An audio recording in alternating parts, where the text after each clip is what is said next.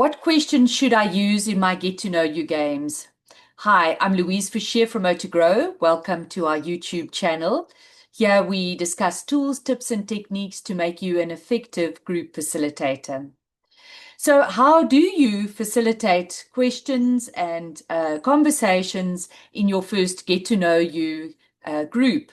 Now, there are many conversation starter cards on the market. So, most of you might be familiar with these cards for conversations. These you can get at Poetry bookstore. There were these conversation starters for families and for couples. I think these are at Kum Books. They've got more of a religious undertone to them.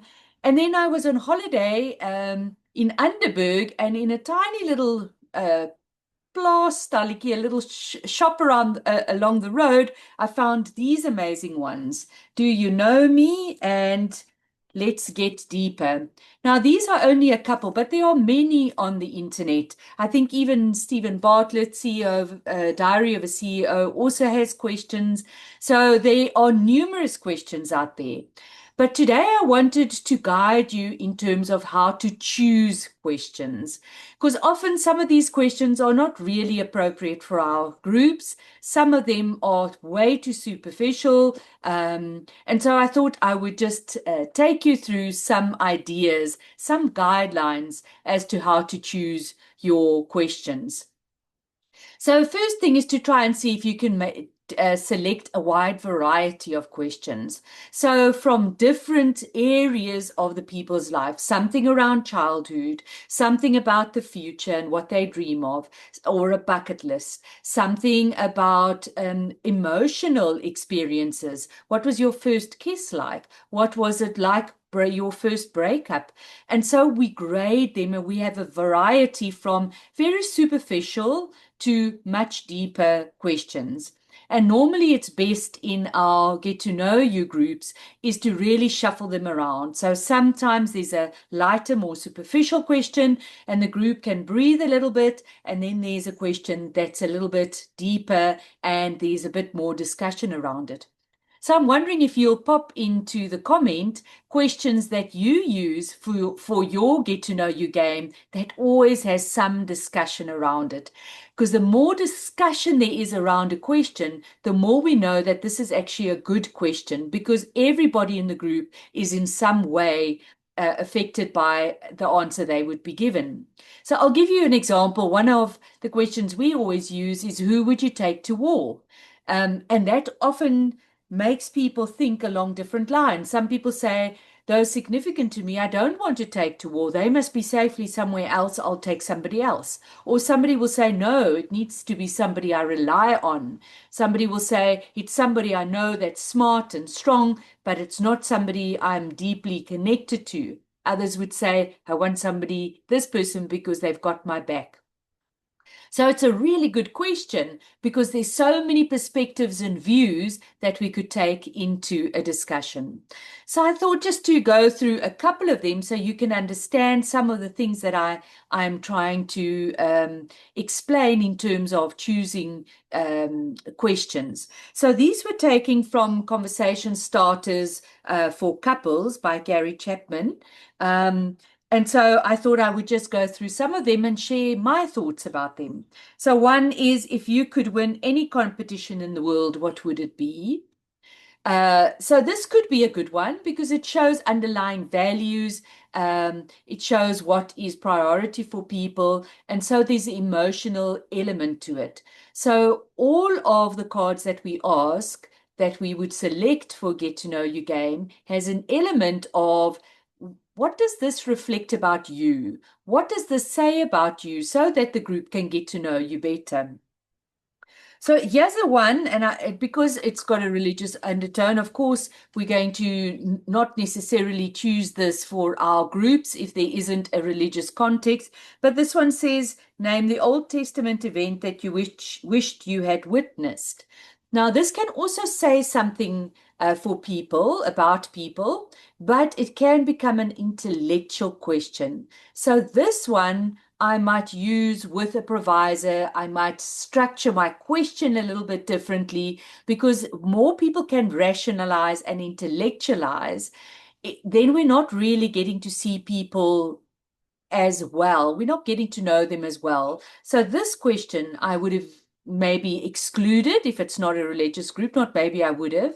And if it was a religious group, I might also have reconsidered it and worded it differently because I don't want people to just go into a headspace.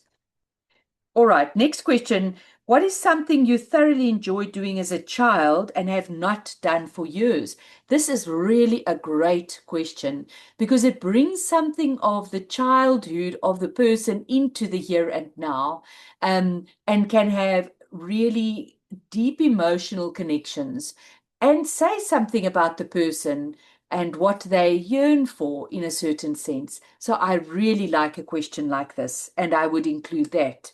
Another one, complete the sentence. A time that I felt I might be in physical danger was when? Also, a really great question. Can you hear the emotional component that we are tapping into? So the questions, a lot of them has some emotional component, trying to steer away totally from those that are intellectual. Another question that was here is, how do you think the world changed after 9/11? And can you hear how this is a removed question? It is about theoretics or philosophizing, rationalizing, but it doesn't necessarily say anything much about the person on a deeper level. So that question I would not include, or that type of question I would not include in my get to know you game. Recall a time when you were disappointed at not being chosen. Really great. Can you hear the emotional element in it? I would include something like this or change it slightly, but yes, a great card, a great question. I think I would crack under the torture if I were forced to listen to only this type of music all day and could only eat this meal all day. This question is to me too superficial. It Even for a superficial question, I wouldn't ask this one. This one is just for me way off. People can really be silly and it says nothing and it means nothing. I would rather use my time and the opportunity for somebody to answer a question um, with a much better question. So this question I would exclude. I'm hoping you can start to hear what are better questions to use. Um, as a couple, we make a great team, but it's very unlikely that we would ever team up to win a doubles championship, sing a duet, win a medal in couple skating. Again, can you hear these options are really superficial? If you said best parent of the year or most planned or organized household or something like that, these are almost too superficial and doesn't really say much in a certain sense. So a question like this, I would also not think of in terms of the context of a game for people in groups to get to know each other better.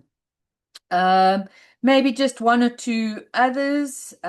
This one I really like. What is your least or most favorite trait in others?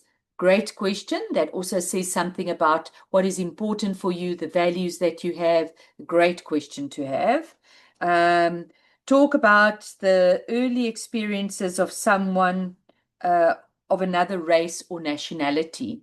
Um, this one I would not have used this way. I would have slightly asked it a in a way that would give me something more than just how did you experience or your first memory.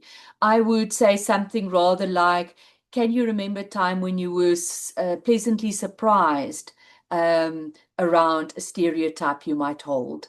And so it's not limited to race. It can be a stereotype around anything that I have, thinking people are dumb, thinking people with that have not got school that haven't passed matric, thinking that they aren't able to succeed at business. So I would put it wider and I would rewrite this question. But a good question in its essence, but it's almost for me too narrow, and that's why I would rewrite it.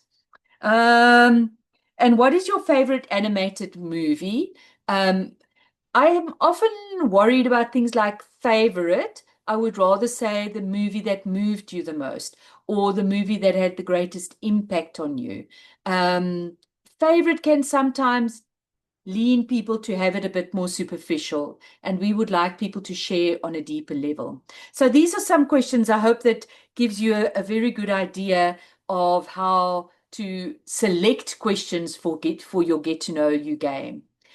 So maybe in the coming week, if you are going to have a group that is starting, or if you are going to be using any type of questions, maybe read through your list of questions again. And just with these new guidelines, go through them and see, can I bring emotional elements in the majority of these? Um, and they don't all have to be gut-wrenchingly deep. Just sharing some of my values with you already helps you to get a sense of who I am and what is important for me, which is what we want in a get to know you group. Right, so go through that list, make changes, and let us know in the comment section how that has impacted your groups. In the meantime, happy facilitation.